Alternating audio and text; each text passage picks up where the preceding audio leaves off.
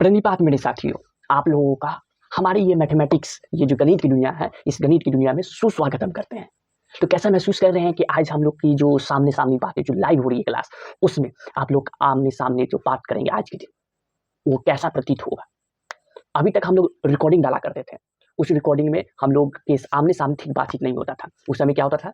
Uploading किसी और समय में, बातचीत किसी और समय में होता था। लेकिन अब से क्या होगा कि आपका रोज इस समय, जिस समय मेरा टाइमिंग दिया हुआ है, इस टाइमिंग में जो सब्जेक्ट जिस दिन होगा, उस सब्जेक्ट का लाइव टू लाइव बातचीत होगी आपसे। ठीक है? तो कैसे हैं आप सब? आप सब जल्दी बताइए कैसे हैं? और ये आशा ही करते हुए चलेंगे कि आप लोग बड़े अच्छे होंगे। ओके? तो इसका मैं बहुत-बहुत आभारी हूँ कि आप भी अच्छे, हम भी अच्छे। ठीक है? तो आज हमारे पीछे ये देख रहे हैं, कुछ अलग तरीके से बोर्ड लेके आए हैं आप लोग के, और सब दिन किसी और तरीके से क्लास करते थे। है ना? तो आज ये जो आप लोग देख रहे हैं, थोड़ी देर के लिए कमेंट को थोड़ा बाद में देखेंगे, ओके? थोड़ा इस पे बात कर लेते हैं। ये वो चैप्टर है, अगर याद करें आप, तो ये अगर याद करें तो इस चैप्टर को हम लोग पढ़ना शुरू किए थे। धीरे-धीरे याद आ रहा होगा आपको। इस चैप्टर को हम लोग धीरे-धीरे पढ़ना शुरू किए थे। थोड़ा कम कर देते हैं। इसको मिटा देते हैं। ठीक है? हाँ। तो ये जो चैप्टर है, अगर याद है, तो ये चैप्टर को हम लोग 2 चर वाले रैखिक समीकरण युग्म के नाम से जान रहे थे। इसी को pair of linear equation in two variable क्या कहा जा रहा था।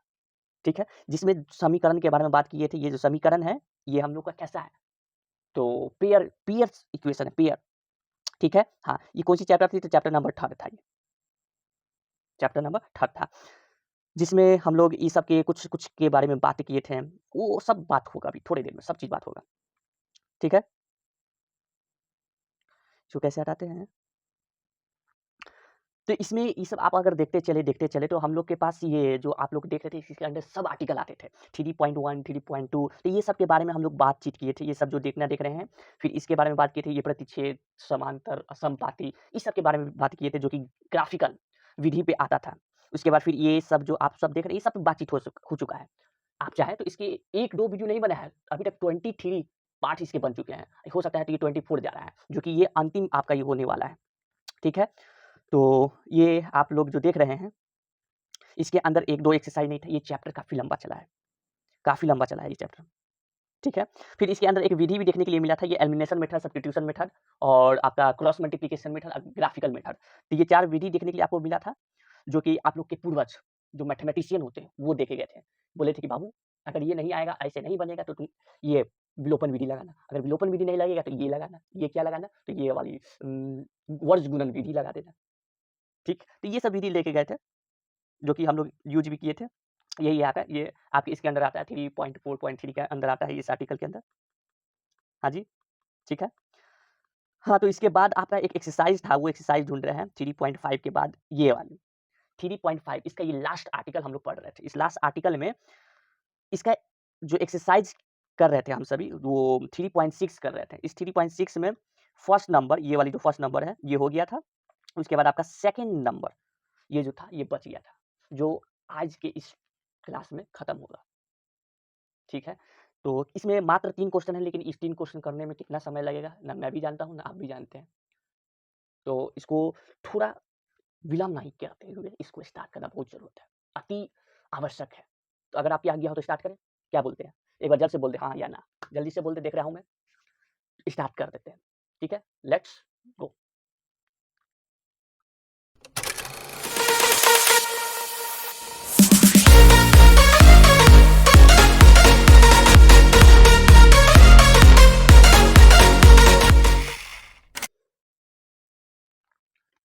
तो आ गए आप सब? अब आ गए हैं तो स्टार्ट करते हैं। क्या बोलते हैं? हुँ, हुँ। 3.5 एक्सरसाइज, जिसको हिंदी में प्रश्नवाली कहते हैं। इसका फर्स्ट क्वेश्चन ये दिया गया है। ये फर्स्ट क्वेश्चन है, जिसमें कहा गया है, निम्न समस्याओं को रैखिक समीकरण युग्म के रूप में व्यक्त कीजिए और फिर उनके हल ज्ञात कीजिए। हल किस तरह निकालना है, वो आप पे निर्भर करता है, क्योंकि आप जो जानते हैं हल का, 1-2 मेथड नहीं जानते हैं। कौन-कौन मेथड जानते हैं? एक जानते हैं आप लोग graphical method, GM method, okay? जो जीएम मेथड हर में नहीं लगता है, हर एक चीज़ में नहीं लगता है। दूसरा सब्स्टिट्यूशन मेथड, एसएम मेथड। फिर तीसरा आपका एलिमिनेशन मेथड, ईएम मेथड। उसके बाद फिर है आपका कौन से, cross multiplication method, CM method. तो ये 4 मेथड है, जिस 4 मेथड में से इस मेथड को आपको यूज़ करना ही नहीं है, क्योंकि ये इसमें लगता ही नहीं है, इसलिए हम लोग इसको नहीं लेते हैं। बाकी के ये मेथड बचे तो आप इसका प्रयोग कर सकते हैं। क्या करने में? तो इस सब का प्रयोग कर सकते हैं, किस चीज़, क्या काम करने में? तो सॉल्यूशन करने में। ओके, तो अब स्टार्ट करें। चलिए, सबसे पहले इस बात में कुछ कहा गया है कि ऋतु धारा के अनुकूल अनुकूल 2 घंटे में 20 किलोमीटर तैर सकती है और धारा के प्रतिकूल 2 घंटे में 4 किलोमीटर तैर सकती है। स्थिर जल में तैरने की चाल तथा धारा की चाल ज्ञात करें। अच्छा, ऋतु नाम की एक लड़की है। ओके, बिल्कुल है लड़की, लड़की ही हो सकती है क्योंकि ये नाम लड़की ही का होता है, लड़का का नहीं होता है। एक अनुकूल और प्रतिकूल के बारे में आपको बताए थे, ठीक है? थोड़ी इस पे आपको बताएँ कि इसी पे बता देते चलिए, ठीक है, आइए। कहाँ गया? चलिए तो इसका सॉल्यूशन करते हैं, जिसको हिंदी में क्या कहते हैं? हल कहते हैं, ठीक है? ठीक है। ये रहा आपका नदी का कुछ किनारा जिसमें पानी भरा हुआ है यहाँ, ठीक है? शांत जल है अभी, ठीक? इस शांत जल में ऋतु नाम की एक लड़की है, ठीक है? बहुत अच्छी बात है, ऋतु नाम की एक लड़की है। ये ऋतु नाम की लड़की इसमें क्या कर रही है? तैर रही है, ठीक है? बहुत अच्छा तस्वीर बनाया है ना? कोई दिक्कत नहीं है। हुँ, तो एक बार क्या होता है कि अनुकूल, अनुकूल में क्या होता है कि जिस तरफ धारा है, उसी तरफ हम तैर रहे हैं, तो वो उसके अनुकूल हम चल रहे हैं, ठीक? जिस तरफ से धारा आ रही है उस तरफ हम नहीं जा रहे हैं, तो उसके विपरीत में चले जा रहे हैं, यानी कि प्रतिकूल है उसके, साफ उसके विपक्ष में है, ठीक है? तो उस चीज़ को प्रतिकूल कहा जा रहा है। तो थोड़ी देर के लिए मान के चलते हैं कि इसका x किलोमीटर इसका क्या है चाल है, किसका? इस लड़की का, ठीक है? इस लड़की का क्या है चाल? x kilometre per our, x kilometre per our, ये हमने इसको माना है, ठीक है? और स्थिर जल का, जो धारा की जो चाल है, उसका क्या है? तो उसका थोड़ी देर के लिए मान लेते हैं, थोड़ी देर के लिए नहीं, पूरे इसका जो हल है उसमें पूरे मानेंगे कि y किलोमीटर पर आवर है, ठीक है? दिख नहीं रहा है लेकिन। चलिए इतनी बात समझ में आया? आ गया होगा समझ में। अगर ऐसी बात है तो तो तो एक बार प्रतिकूल और अनुकूल में निकालें। प्रतिकूल प्रतिकूल है, धारा इस तरफ से आ रहा है, तैर इस तरफ से रहे हैं, तो ये दोनों के क्या है? विपरीत में। तो यहाँ पर प्लस लगता है कि माइनस? माइनस लगता है। तो इस बात को यहाँ पर लिख रहे हैं। ये जो प्रतिकूल है, इस प्रतिकूल में मेरा क्या लिखाएगा?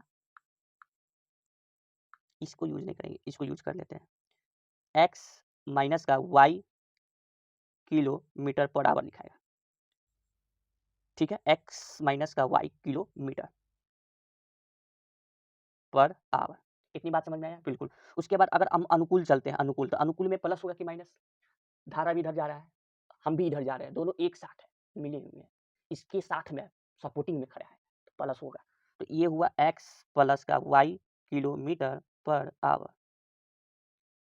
इतनी बात समझ में आया? बिल्कुल समझ में आया। ठीक है, तो अनुकूल में 2 घंटे में कितना 20 किलोमीटर तैरती है। 2 घंटे में कितना 20 किलोमीटर तैरती है। ठीक है, तो यहाँ पर आपको टाइम दिया हुआ है और क्या दिया हुआ है? टाइम दिया हुआ है प्लस में आपको ये दिया हुआ है, क्या दिया हुआ है? दूरी। ठीक, तो यहाँ पे लिख दूँ? लिख दीजिए। चलिए, टाइम इज़ इक्वल टू कितना दिया हुआ है? अनुकूल में 2 घंटे यानी कि 2 आवर। कोई दिक्कत? नहीं, कोई दिक्कत नहीं है। प्लस स्पीड सॉरी ये आपका दूरी जिसको डी कहते हैं, वो कितना दिया हुआ है? 20 किलोमीटर। 20 किलोमीटर। क्या यहाँ से चाल निकाला जा सकता है? चाल का इंग्लिश में क्या कहते हैं? स्पीड कहते हैं। तो स्पीड को क्या कहते हैं? एस कहते हैं। S S S S question mark है। तो क्या ये निकाला जा सकता है? तो बिल्कुल निकाला जा सकता है। कैसे निकाला जा सकता है? तो इसके लिए मुझे दूसरी स्लाइड लेना होगा। ठीक है? आइए लेते हैं।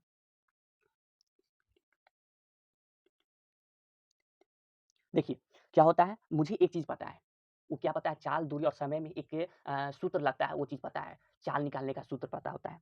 क्या होता है? एक सूत्र होता है कि स्पीड इनटू टाइम जो होता है, ये बराबर होता है किसके? डिस्टेंस के।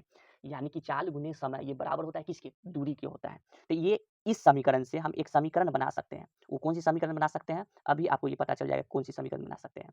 ठीक है? ओके। क्या एस एस मेरे पास है? तो एस मेरे पास से कितना था? नहीं पता है। एस नहीं पता है। तो इसको थोड़ा उधर जाइए, एस निकाले हैं ऐसे, कहाँ निकाले हैं? आप बैक जाइए, आ गए बैक? ठीक है, इस बैक में देखिए अनुकूल, अनुकूल में x plus y kilometre per hour लिखे हैं, ये मेरे लिए एस है, ठीक है? इसको एस की जगह पे रख दिए, ठीक है? आइए रख देते हैं, तो ये रहा एस की जगह पे क्या लिखा है? x प्लस का वाई, ठीक है? हाँ, टी हमको पता है, तो बिल्कुल पता है, टी कितना है? तो टी है 2 घंटे के लिए, ठीक? क्या दूरी पता है? दूरी भी पता है, दूरी कितना है? तो 20 किलोमीटर है, कितना है? 20 किलोमीटर है, तो ये इस समीकरण को पहला समीकरण नाम दे दिए। कोई दिक्कत?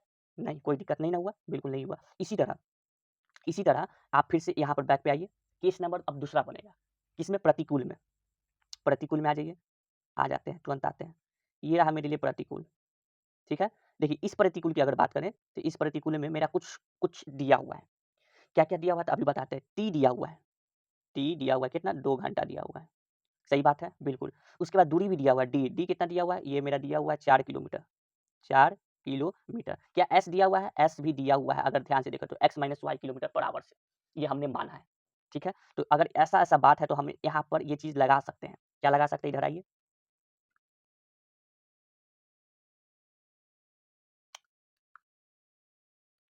इस सूत्र से फिर से हम क्या कह सकते हैं? हम ये कह सकते हैं कि मेरे पास एक्स माइनस का वाई इंटू 2 घंटे में कितना? 4 किलोमीटर चलता है, तो ये मेरे लिए दूसरा समीकरण बना, ठीक है? मेरे लिए कौन-सा बना? दूसरा समीकरण बना ये। बात समझ गए? बिल्कुल समझ गए। अब यहाँ से इसको और हल किया जा सकता है, ठीक है? बिल्कुल। इसको क्या हल किया जा सकता है? इसको ये हल किया जाता है कि x प्लस का y, ठीक है? इधर ये गुना में 2 है, कौन? ये। उधर जाएगा तो क्या चीज़ में चल जाएगा? भाग में, तो 20 बटा क्या हो जाएगा? 2, ठीक?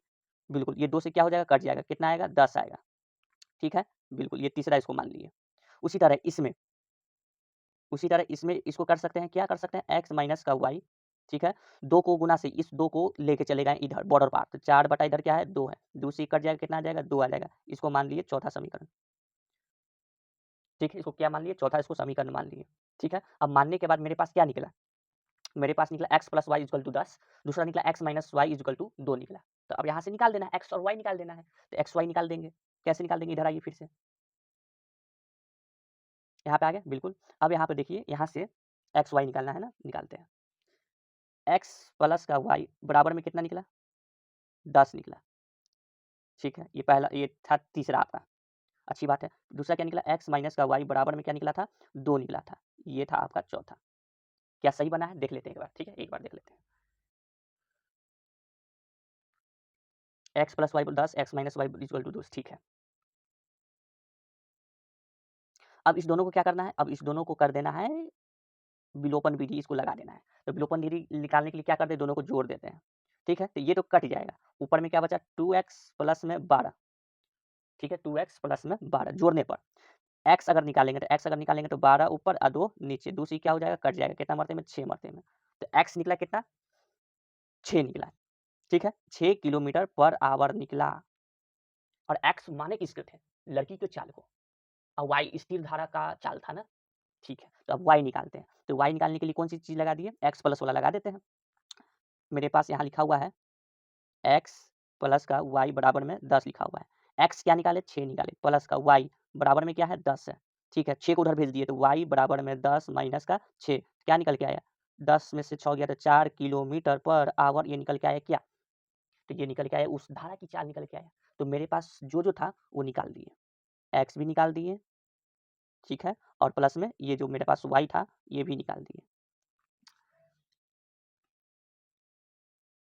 तो आप लोग देख सकते हैं इसकी सॉल्यूशन हो गया है। थोड़ा लंबा गया है क्योंकि इसमें बताने में समय लगता है, क्योंकि ये प्रतिकूल और अनुकूल अनुकूल की बारे में बात करता है। इसी को इंग्लिश में, सीबीएसई बोर्ड वाले जो होते हैं ना, उसको डाउन स्ट्रीम अप स्ट्रीम के नाम से जानते हैं। ठीक है? मेरे पास वो बोर्ड के भी विद्यार्थी पढ़ते हैं, तो इसलिए दोनों बताना ज़रूरत है। अभी उस बोर्ड के छात्र नहीं, इसलिए नहीं बता रहे डाउन स्ट्रीम अप स्ट्रीम। ठीक है? तो इसकी सॉल्यूशन आपका हो गया। देखिए ऐसे बहुत ईज़ी है इसको बनाना, बस खाली समझने पर निर्भर होता है। इतनी बात समझ गए? अब सेकंड क्वेश्चन पे चलें। अब क्या गया हो तो? चलिए।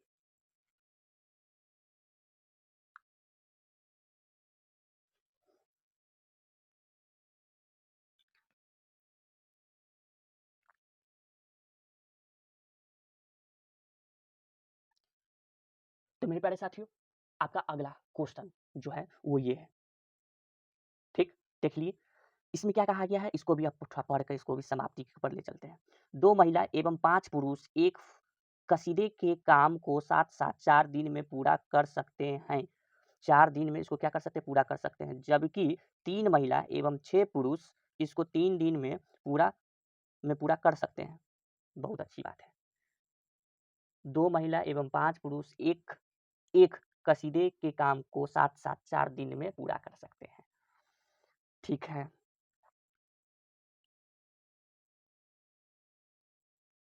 ठीक है। तो देखिए, इस पे भी अब हमको क्या बनाना होगा, समीकरण बनाना होगा, ठीक है। तो समीकरण किस प्रकार से बनाएंगे, 2 महिला हैं एवं 5 पुरुष हैं, ये एक कसीदे मतलब कोई भी एक कसीदा है जो मतलब उस कसीदे को काम करने के लिए एक ही है काम, ठीक है, एक ही है। तो उसको साथ-साथ करने के लिए कितना दिन लेता है, तो वो 4 दिन में पूरा कर सकता है, ठीक है। तो उसको कैसे लिख सकते हैं, तो इसको ऐसे लिख सकते हैं। अगर इस पे समीकरण बनाना चाहे तो पहले लिख लेते हैं क्या, सॉल्यूशन। इसको मिटा देते हैं, ठीक से नहीं लिखा है, सॉल्यूशन। तो मेरे प्यारे साथियों, इसमें देखेंगे, इसमें एक बात कहा गया है कि अगर ऐसी बातें हैं, तो इसमें क्या निकालना है, देखिएगा, ज्ञात कीजिए कि इस कार्य को करने के लिए अकेली महिला ज्ञात करने के लिए एक अकेली महिला कितना समय लेगी? पुनः इसी कार्य को करने में पुरुष कितना समय लेगा? ठीक है? तो यहाँ पर महिला के लिए, किसके लिए? महिला के लिए। तो इस महिला के लिए कुछ मान लेते हैं, महिला, महिला के लिए क्या मान लेते हैं? तो महिला के लिए n मान लिया जाता है, ठीक है? उसके बाद पुरुष, पुरुष के लिए क्या मानना होगा? पुरुष के लिए कुछ भी मान लेते हैं, n, इसको m मान लेते हैं, ठीक है? ठीक है? एक का सीधा मतलब कोई एक काम करना है ना, तो एक काम करना है तो क्या करते हैं, उसके लिए 1 मेरे लिए है, ठीक है? वो मेरे लिए 1 है। तो ये जो है ना, ये एक महिला का मैं लिया हूँ n, और ये पुरुष जो है वो एक पुरुष का है n, ठीक है? तो यहाँ पर कितना महिला है? 2 महिलाएँ हैं, ठीक? तो 2 महिलाओं को इसका समीकरण बनाने के लिए ऐसे लेते हैं, 2 ऊपर और n नीचे, 2/n, ठीक है? ये दोनों साथ में मिलकर काम करते हैं, तो दोनों साथ में मिलकर ये महिला और पुरुष, पुरुष ऊपर कितना है, 5 है, और एक पुरुष को माने हैं m माने हैं, तो 5/m, इसको कितने दिन में पूरा करता है? तो इसको पूरा करता है कितने दिन में? 4 दिन में, साथ-साथ 4 दिन में पूरा करता है, ठीक है? तो इसको 1/4 रख लिए, ठीक? ये मेरे लिए पहला समीकरण बना। ठीक इसी प्रकार मेरे पास दूसरा समीकरण बनेगा, वो कुछ ये, जबकि 3 महिला हैं, तो ऊपर 3, एक महिला को n माने हुए हैं, प्लस, ठीक है? उसके बाद 6 पुरुष है ना, तो 6 पुरुष है तो 6 ऊपर m, एक पुरुष को m इक्वल टू, ये कितने दिन में पूरा करते हैं? 3 दिन में पूरा कर सकते हैं, तो इसको माने 1/3। ये आपके लिए बना कितना? दूसरा समीकरण, ठीक है? कोई दिक्कत? नहीं, कोई दिक्कत नहीं। अब इसमें से क्या निकाल लेना है? n और m निकाल लेना है, ठीक है? निकाल लिया जाए।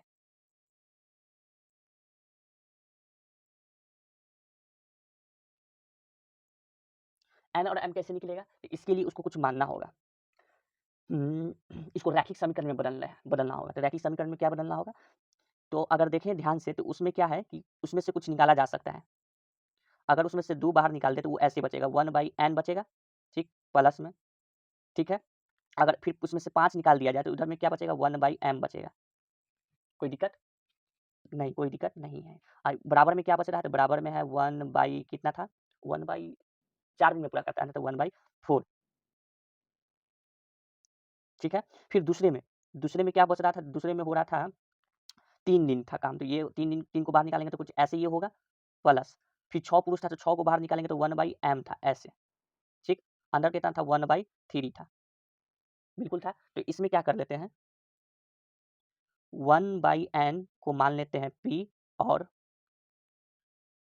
1/m को मान लेते हैं q, ठीक है? ऐसे मानने पर इसका क्या फ़ायदा होगा? इसका यही फ़ायदा होगा कि ये बदल जाएगा, 2p प्लस का 5q बराबर में 1 बाई क्या हो जाएगा? 4 हो जाएगा।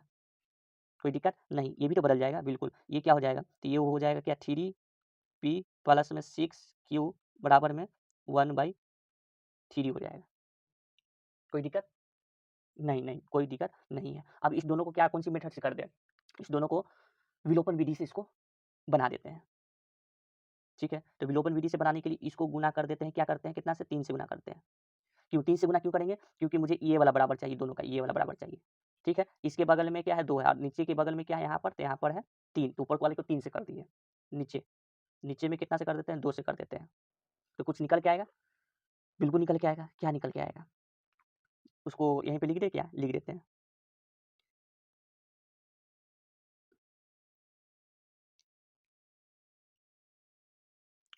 3 दूना 6, 3 दूना 6p, ठीक है? 3 दूना 6p प्लस में 5 तिया 15q, ठीक है? 5 तिया 15q प्लस में ये हो जाएगा 3 बाई कितना? 4 हो जाएगा, ठीक है? ठीक। नीचे में क्या हो जाएगा? तो 3 दूना 6p प्लस में 6 दूना 12q, ठीक है? इज़ इक्वल टू में ऊपर कितना हो जाएगा? 2/3 हो जाएगा, ठीक है? ठीक। अब इस दोनों को क्या कर देना है, तो घटा देना है। क्या कर देना है, माइनस माइनस माइनस कर देना है। ई तो कट जाएगा, ठीक है। ऊपर वाला 15 में से 12 जाएगा तो कितना बचेगा, तो 15 में से 12 जाएगा तो 3, 3 क्यू बचेगा बराबर में, ठीक है। इधर आ जाइए, 3/4 3 क्यू इधर बचा है, ठीक है। ऊपर कितना है, 3/4 है, इसमें से घटाना है। कितना घटाना है, 2/3 घटाना है। तो इधर एलसीएम कितना हो जाएगा, एलसीएम 12 हो जाएगा, ठीक है। ठीक है, तो इधर कितना हो जाएगा, 3 तिहाई 9, 4 के पारे में 3 बार में होता है ना, ठीक है। 3 को 3 से गुना की तो 9 हुई है, ठीक है। 3 के पारे में 4 12 कितना मरते में, 4 मरते में, 4 को 2 से गुना करेंगे तो 8 आ जाएगा, ठीक है। ठीक है, तो क्या आएगा इधर, इधर आएगा 1/9 में से 8 गया तो कितना बचा, 1/12। कोई दिक्कत नहीं, कोई दिक्कत नहीं है, ये कोई दिक्कत नहीं है, ठीक है। इधर इतने तो बात समझ में आ गया, ठीक है। अब इधर क्या है, 3 क्यू बराबर में 1/12, ठीक है। इधर ये गुना में इधर आएगा तो क्या चीज़ में चलाएगा, भाग में चलाएगा। किस चीज़ में चलाएगा, भाग में चलाएगा, ठीक है। तो Q बराबर में 1/12 गुने में कितना आ जाएगा, 3 आ जाएगा, ठीक है। कोई दिक्कत नहीं, कोई दिक्कत नहीं है। अब आगे आइए, तो इधर क्या बचा, Q इक्वल टू 1 कितना था, 12 का 12, 12 को 3 से गुना करना था, तो 12 का 12 जो मेरे पास 36, कितना आया, 36 आया। ठीक से नहीं लिखा है लेकिन, ठीक है, 36 लिख दिए। तो Q इक्वल टू क्या आया, 1/36 आया, ठीक है। कोई दिक्कत नहीं, कोई दिक्कत नहीं है। अब थोड़ा बैक आइएगा, बिल्कुल आएंगे। देखिए इस जगह पे कितना आया है, तो 36 आया है, तो इस जगह पे क्या करते हैं, 36 कर दें, बिल्कुल कर देते हैं। तो यहाँ पे 36 कर दिया, ठीक है। ठीक है, तो m जो है, m की जगह पे यहाँ पे 36 आ जाएगा और m वहाँ पे चला जाएगा, तो ठीक है। तो m इक्वल टू क्या है, 1/36, 1/36 आया।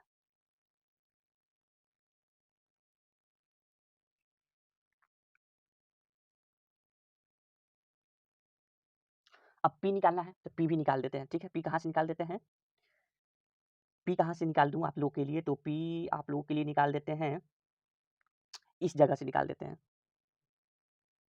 इस जगह से यहाँ निकाल देते हैं, ओके। ओके, क्या है, 6p प्लस में 15q इक्वल टू में 3/4 है।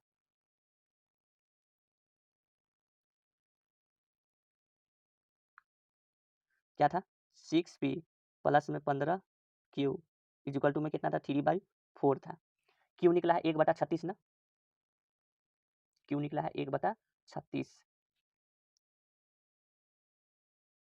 6p प्लस 15q की जगह पे क्या लिखा गया, 1/36, ठीक। इधर कितना, 3/4 है, ओके। ये कट रहा है, ये दोनों कितना के पारा से, 3 के पारा से, 3×5 = 15, आइए कितना किसके पारा से कट रहा है, 12।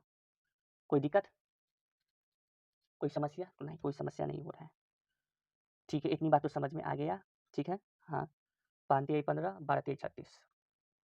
इधर क्या है, 6p बराबर में 5/12 को उधर ले गए तो 3/4 माइनस 5 कितना हो जाएगा, 12 हो जाएगा, ठीक है। इधर क्या है, 6p इक्वल टू, इसका एलसीएम 12, तो 4 के पार में 12 कितना मरते में, 3 मरते में, तो इधर कितना आ जाएगा, 9 आ जाएगा। नहीं लिखा है ठीक से, ठीक, 9 आ जाएगा माइनस 12 के पारा में 1 मरते में, ठीक है। तो 5 को 1 से गुना करेंगे तो कितना आ जाएगा, 5 आ जाएगा, ठीक। 9 में से 5 जाएगा तो कितना बचेगा, 4 बचेगा, तो 6p बराबर में